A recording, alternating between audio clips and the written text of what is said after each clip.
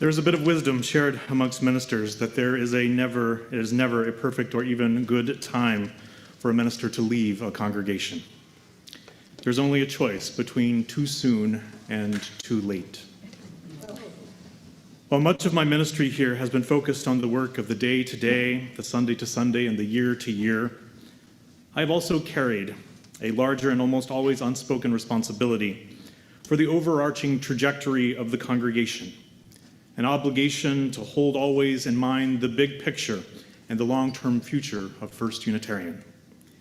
It means that I am concerned about the traditions we uphold here as well as the ones we let go of, either with intention or out of neglect. It means that I often fret about setting precedents we can't sustain or taking directions that could bring harm to the congregation.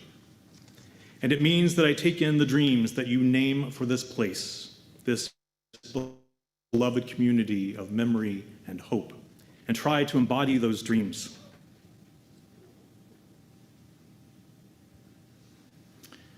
And reflect them back to you. Thanks, slide. To shape the values we share and the actions we together take. These are not things I do alone. I regularly engage in conversations about all of this with other members of the executive committee, with the board, the Committee on Shared Ministry, and with my colleagues on staff, all of whom share in this responsibility as well. But as what is called the settled minister here, I carry this responsibility in a somewhat different way, especially after some 16 years, seeing more than 50 people come into and rotate off the board in their time and turn. For better and for worse, I am now the person who has been in a continuous leadership role here for the longest time. As such, I am a thread of continuity, seeking to keep faith with the congregation's past and its future while we live fully in the present. In this, I have come to know this congregation and so many of you individually pretty well over the years, living through the highs and the lows, the blessings and the disappointments, the challenges and the constraints that are part of ministry and that are part of life, especially one lived in community. I've also come to know that I am loved and appreciated, which has made it very easy for me to love this congregation in return. I have routinely been touched by the depth of your commitment to this thing, to this place that we have worked to build and rebuild, to sustain and stretch into a future that ever beckons. Across the years, we have enjoyed a mutual trust amid a long stretch of stability that I believe has been vital to the congregation in having the confidence to sell its former home and purchase another.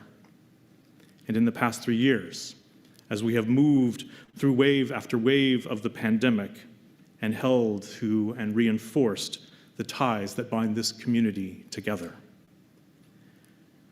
This is a truly remarkable congregation, which I will freely share makes it incredibly difficult to leave.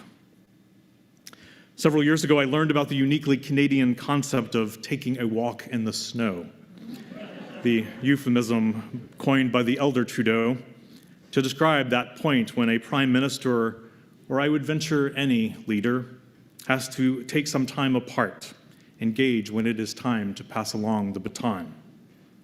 I use the word discernment to describe this, the intentional process of listening to life, to what we consider most sacred, taking in the counsel of our nearest and dearest, looking for writing on the proverbial wall, stilling ourselves long enough to hear what our own hearts have to say. I have been in such a process for some time, in part because I said earlier, it is an ongoing part of my job to do so, and in part because I am finding that just as the congregation is changing in what it needs, I am entering a different phase of my own life. The sudden deaths of my parents in recent years and at relatively young ages has certainly caught my attention. I am sitting with what I want and need the last chapters of my life to be. And I'm thinking these days a great deal about my family of choice, my family of the heart, which is spread near and far, and sometimes feels very far away. I'm also wrestling with discomfort as in the need to move beyond my comfort zone. I think that's true for me, and I think it is true for you as a congregation. In important ways, we share trust and a certain ease with one another. We have become comfortable, even through all of these disruptions through which we are presently living. And as lovely and as loving as that can be, I do not believe it is what First most needs as the congregation opens itself to this next promising chapter in its storied history. I don't think it would be healthy for me to remain, for you or for me. Truth is, I find that I am running out of things to say, and you have already seen all of my tricks. And very different gifts are required for this next chapter that I do not feel play to my strengths as a minister. I dearly hope that you might come in time to appreciate, if not already, that this decision on my part is a gift of love and devotion to this place into which I have poured nearly half of my adult life. And that it is a service to us all if I can be the first person to acknowledge the need for a change in leadership. It spares you from having to communicate that to me down the road. All too often, ministries end in conflict because they have lasted too long. And ministers and congregations were resistant to recognizing that it was time for a new chapter to be written. As I said earlier, there's never an ideal time to leave, but timing is important. So I want to be sure that you understand my reasoning about why now. Obviously enough, the congregation is in the thick of a major and multi-year transition. I appreciate that this may seem the worst possible time to leave, but I actually think that this is the best time to leave, and here is why. First off, there is a natural lifespan to any ministry. Ministers come and go, but the congregation is meant to endure. Since ministers don't live for centuries, like many of our congregations do, you eventually have to replace us. In this congregation's 177-year history, I am the 22nd settled minister. This congregation has made this change 21 times before. Some of you may recall the large framed collection of photographs of most of these ministers that hung in the boardroom at 175. My photo was added a couple of years after I arrived. The starting year of 2007 was printed in calligraphy, followed by a dash, leaving open-ended my tenure there, and the reminder of those other two spots that other people would follow after me. A minister that stays on too long risks doing damage to a congregation. While they often help make big things possible, say like a move of location, long-term ministries are infamous for being followed by several short and rocky ones. Not always, but very often. Fortunately, that has not been the case for me, given that I followed the Morrison Reeds, who also left after 16 years and departed at roughly the same age that I am now. Aside from the risks of not having fresh perspectives and renewed energy, the real risk in very long-term ministries is that the identity of the minister and the identity of the congregation become fused in ways that are not healthy, making it much harder for the congregation to accept a new minister and for the congregation to live into a future without being haunted by the unhelpful ghost of the previous minister. In my case, I feel that I have reached the natural end of what I was called here to do. Though I thought we would move into a new building in the first 2 or 3 years that I was here, silly me, I can now see that serving into the transition itself and to this point was the work that was mine to do with you. This has meant creating a holding space where, drawing on our strengths, we were able to commit to the move. That move, of course, is now well underway. The old building has been sold, the new building has been purchased, the congregation has approved the construction budget, the architects are fast at work on the final designs, Much of the money has been raised, and the Capital Campaign Committee remains open to talking with you.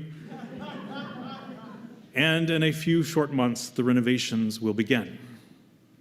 12 to 18 months after that, First Unitarian will move into its new home in Oakwood Vaughan.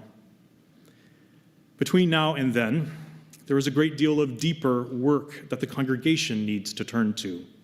Strategic planning for sure, but even more, coming to a fresh and fuller understanding of who the congregation is, what strengths and weaknesses it has, and of what the congregation's true calling is, to be of service to the rising generation and generations still to come.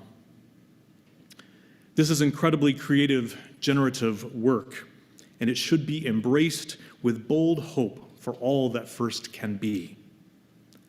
Were I to stay in place in the congregation until we got settled in the new building, there would be a very strong temptation for us together to try to recreate what we already know. I would be tempted to build up a version of First that plays to my strengths, but that would be a disservice to you, because in my heart of hearts, I believe the congregation is yearning to move in some different directions, just as it should. So I want you to be free to dream. Across 16 years, as I've said, we've become comfortable with each other. That has been a blessing on many, many levels, helping us, as I've said, to get this far. But I am not really capable any longer of bringing fresh perspectives to you. I'm too far in. I've become embedded in ways that make it now seemingly impossible for me to ask the naive question that can sometimes shift our thinking. So I see the renewal that the congregation needs to go through over the next couple of years to prepare for the move to Oakwood, to be deeply aligned with the work that you will be doing to consider who you want to serve as your next minister. If I were to stay for another 2 or 3 years, that would mean that those processes would be separated and then drawn out over 4 or 5 or 6 years, meaning the congregation would inadvertently be doing a lot of inward reflecting at just the point when the congregation will need to be moving fully into its strength with passion and a clear plan for the future. That is what I most dearly want for you. And even still, parting will be such sweet sorrow. I have already for a time been processing just a portion of the grief that I know is ahead for me as I say goodbye and fade into memory as I am professionally obligated to do. But that is often what love asks of us, and it is ultimately what life asks of us. Of all the problematic stories in the Bible, and there are many, the one I have wrestled with the most across many years, beginning when I was a teenager, is the story of Moses and his not making it into the promised land. What a cruel turn of events, I thought. What a fundamental unfairness younger versions of me have thought and railed. And yet, as I have grown older, I have come to understand and appreciate the wisdom of the story. To see it not as an invitation to compare oneself to Moses, which I'm not, but to see the eternal truths the story holds, the truth that speaks to the way of all flesh, to the way of all living things. I have frequently alluded in my preaching to another passage from the book of Deuteronomy that reminds us that we eat the fruit of trees we did not plant and drink from wells that we did not dig. In that passage, I find a call to gratitude for the generosity and the grace of the earth and for those who went before us, doing work that made our lives possible. This feeling of deep gratitude is a central part of my theology and my personal spiritual practice.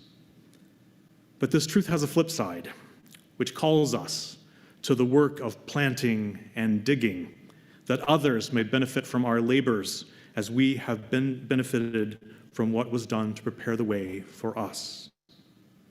We are called to dig wells from which we will never drink, to plant trees under which we will never sit, to enjoy their shade or the fruit they produce. Some have pointed out their surprise that I wouldn't want to move into the new building. Well, of course I would like to move into the new building. After so many years of anticipation, after so many years of work, after pandemic broadcasts from my dining room table, and now this transition at Oakwood Collegiate, of course it would be deeply, deeply satisfying to enjoy the payoff, the harvest, the reward. But for all the reasons I've already stated, I don't believe with any part of my being that that is what I am or you are being asked to live into in this moment. Everything I trust in this universe and within myself tells me that it is time.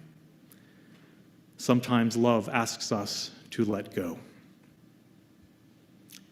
There is grief in that for me, and there may be for you too. But such is life's way sometimes. And I am finding that I can be at peace with that. And trust that on some distant day in the fullness of time, I might even be invited back to see how the new building turned out. And to celebrate what you were able to do with it, to build up this congregation and the wider community. This letting go is the work of life. I recall the last conversation I had a few years ago with Larry Wolf before he died at the age of 95. Both of us being born in midwinter, we compared ages and realized that on the date of my visit, I was almost exactly half his age. As he sensed the end of his long life looming on the horizon, he offered up a metaphor I will never forget. He said that it was like being at a fabulous party, knowing that the time was coming when you needed to bow out, when you needed to go, even as the party was in full swing and would go on and on and on. I found that beautiful and deeply poignant. Over these next few months, there is still important work for us to do together. My hope is that we will work towards a good ending, honoring all that has been and celebrating what is still to come for us both. There is an art in saying goodbye with grace and letting go with love. While there will certainly be more moments when I expect to choke up, finding my heart in my throat and tears leaking from my eyes, this time need not be sad or morose. We can instead tell a story together of what it means to honor what has been while making room for what is to come. May it be so. Amen.